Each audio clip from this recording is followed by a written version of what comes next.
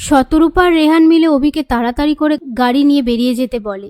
এরপর অভি গাড়িতে উঠে পড়লে ছুটি গাড়ির পিছন সিট থেকে শতরূপা রেহানের দিকে তাকায়। তখন শতরূপা আপন মনে বলে, ছুটিকে অভির সাথে যাওয়ার জন্য আমরাই রাজি করিয়েছি।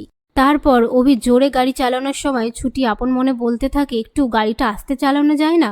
বারবার করে উঠে বসে পড়লে অভির মনে সন্দেহ হয় গাড়িতে কেউ আছে।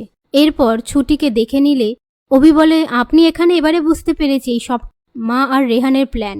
ছুটি বলে, ওরাই তো জোর করে আপনার সাথে আমাকে পাঠালো। তারপর অভি ছুটিকে সামনের সিটে এসে বসতে বললে ছুটি বলে, গাড়ি দাঁড় করানোর দরকার নেই, আমি নিজেই আসছি। এইবার গান চালানো নিয়ে ছুটি আর অভির মধ্যে ঝগড়া শুরু হয়ে যায়। তার মধ্যে অভি এক জায়গায় গাড়ি দাঁড় করিয়ে কফি অর্ডার দিলে দোকানের লোকটি বলে, কফি তো পাওয়া যাবে না, চা পাওয়া যাবে। অভি কোনো উপায় না পেয়ে বলে, ঠিক আছে, আমাদেরকে চাই দিন। এই বলে ছুটি আর অভিকে চা দেয়।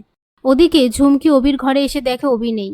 সেই মুহূর্তে স্বর্ণলতা সেখানে আসলে ঝুমকি অভির কথা জিজ্ঞেস করলে স্বর্ণলতা বলে, অভি তো বাড়িতে নেই। ঝুমকি বলে, আর ছুটি কোথায়? স্বর্ণলতা বলে, ও হয়তো এখানেই রয়েছে, কিন্তু দেখছি না কেন।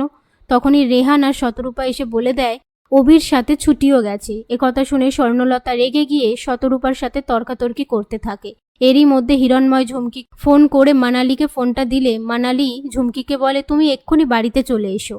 এদিকে ছুটি গরম চা খেতে গেলে মুখে ছ্যাঁকা লাগে। পাশ থেকে অভি বলে, আপনি যে কি করেন না, এই বলে চায়ে ফু দিয়ে দেয়।